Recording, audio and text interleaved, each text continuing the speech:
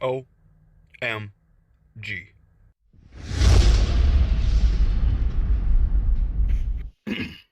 What is up, YouTube? Today I have some enlightening discussions here about E equals MC squared. What does it even mean? A while ago I was like, what does E equals MC squared even mean? Like, I'm going to go out of my way. I'm going to go read Wikipedia. I'm going to go read about it and find out what it means exactly. All right. So, E equals MC squared is so simple. It literally just means the energy in a square vector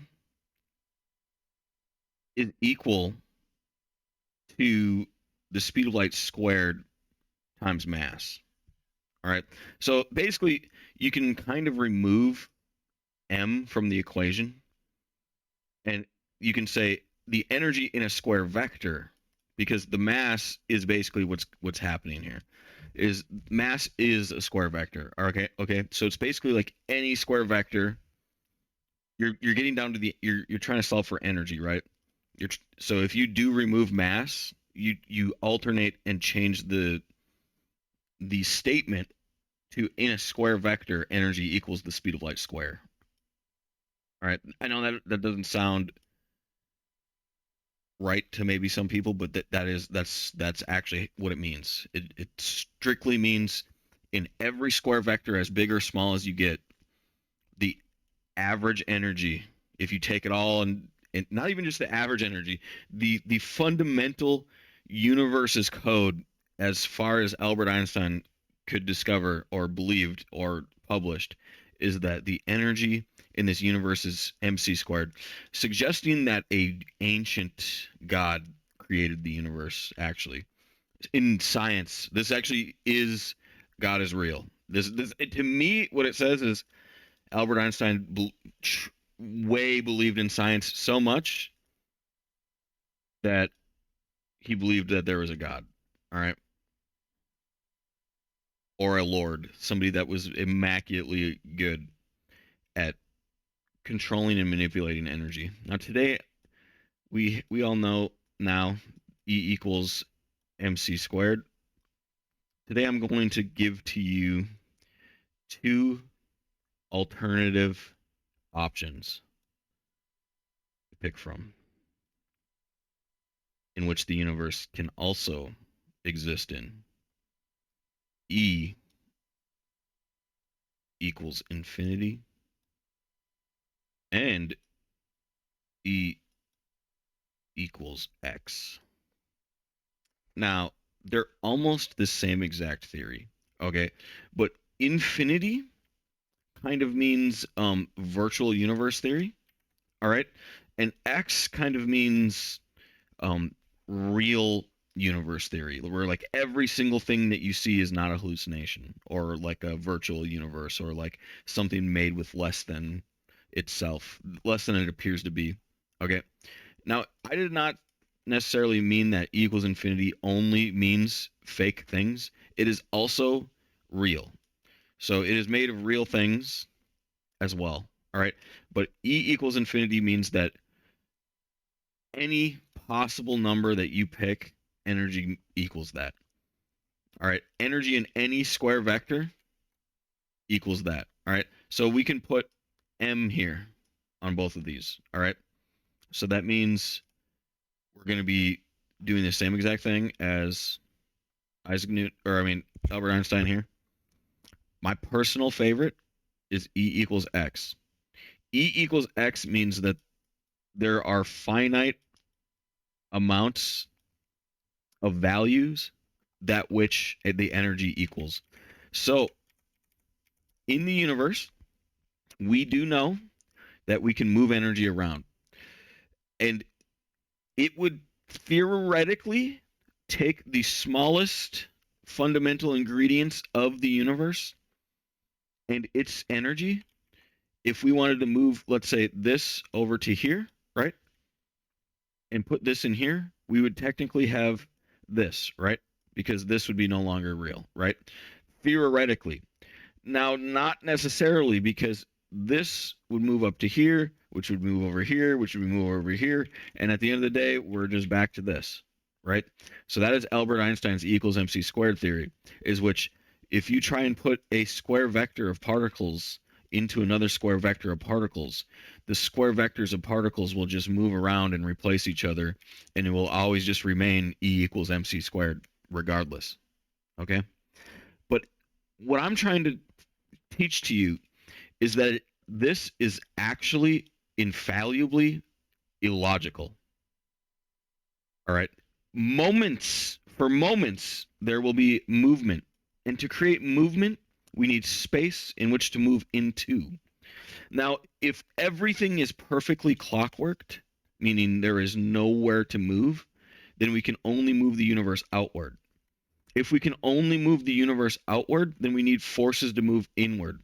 If that is the case, right, we would have to be in a natural Fibonacci, meaning the universe would have to be infallibly true, that it is coded in our biological DNA, RNA, and central nervous system that we are E equals mc squared, and we are renouncing the expansion of the universe, right?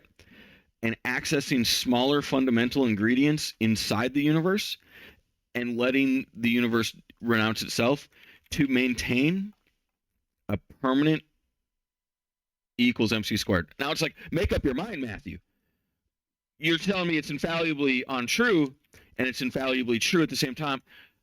What I'm trying to tell to you is I'm trying to teach to you E equals mc, or E equals m infinity. E equals m infinity logic supports E equals mc squared, because in E equals mc, or E equals m infinity, we pick E equals mc squared. And now we exist in E equals mc squared.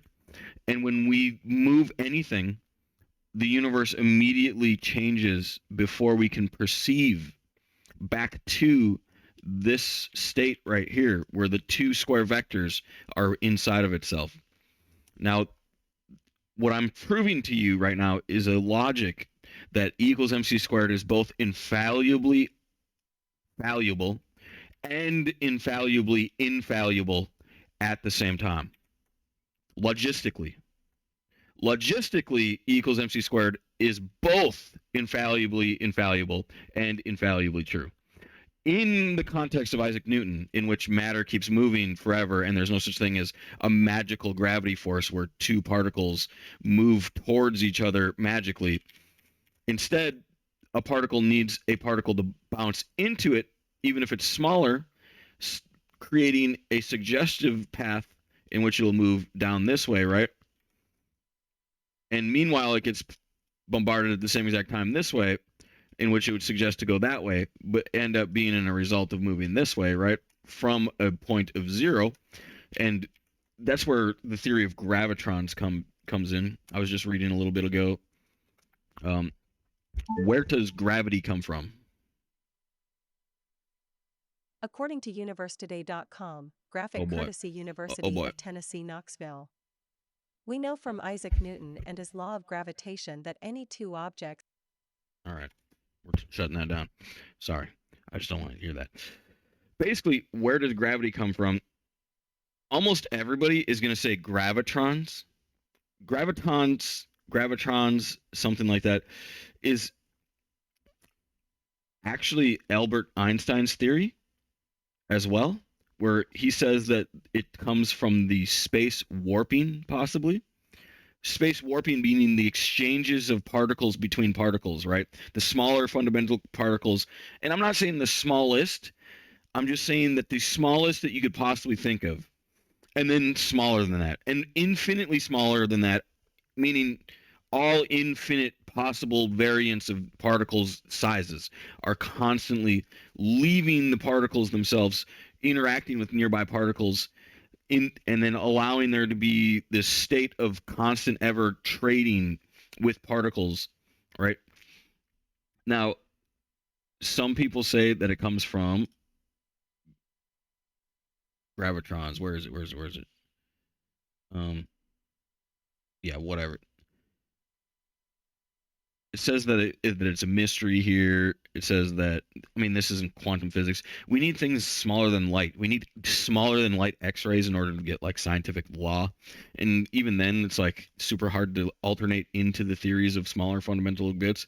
But either way, I really hope that I'm trying to like enlighten you to understand that the theories here that I'm bringing you is more of like a scientific law, right? Where I'm trying to show you that one, we can be scientifically immortal. Two, how the universe is going to work energetically. And three, like this is really going to help you like have mental sanity and clarity in the end, because a lot of the future is going to be about moving square vectors. All right, from point A to point B. All right, so we got to get that. We got to get that known. We got to know about it. We got to know these things, moving A to B, and what it's going to do in between, right? Because that's how we make stuff. That's how we, that's where our technology comes from. That's where, I care a lot about video games. All right, and video games are being hacked left and right, and a lot of games, honestly, like they're doing great, and they're being, hack less or being unhacked even, and that's amazing. I've never seen somebody in the game in a game I played just.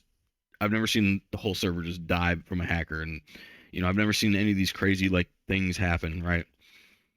And it's amazing. It's awesome that that's happening, and that has to do with the level of science that we're at. And one thing that I really want to put out is, I was driving through Texas one time, right?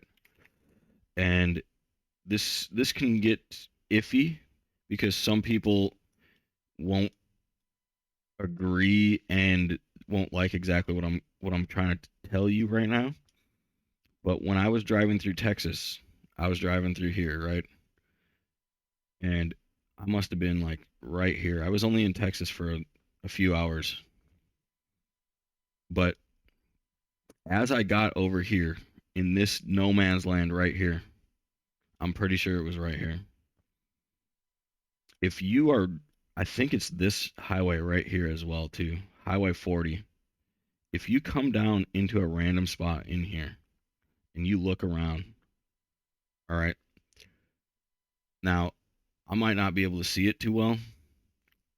Okay, there it is. Is that shown too good? I don't know. Maybe it's not. It's almost like there was meteorite landing zones out here. Okay, like we were pushing meteorites with scalar. It wouldn't be that hard to send micro edits. All right, and that's kind of what I'm trying to wake you up to is like, I don't know if I can get the data, get where it is. It was like right as soon as I got in here in and around Texas. But I know that there was a lot of craters. If you looked over to the left and to the right, there was meteorite craters like everywhere.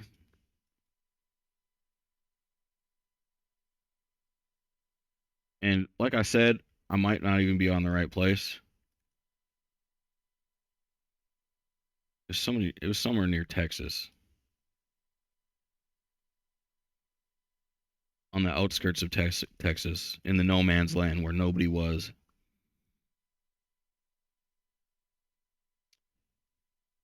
But anyway, we're not going to look through Google Maps all day. If you want to look on Highway 40, you might find it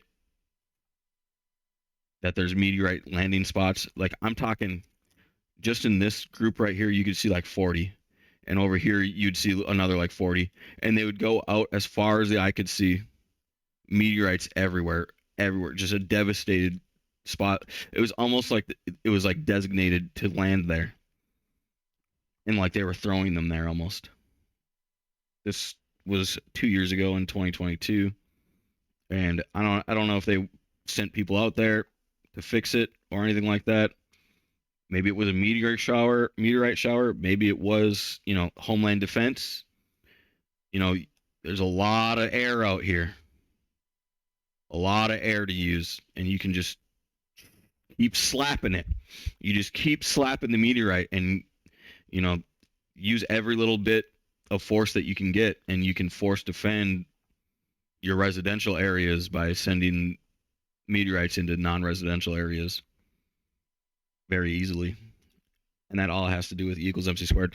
But yeah, that my whole goal is just to enlighten you guys, to bring you up to speed, and to help you understand what's going on in the world, and teach you some science. Thank y'all for watching. Omgbomber out. Peace. OMG.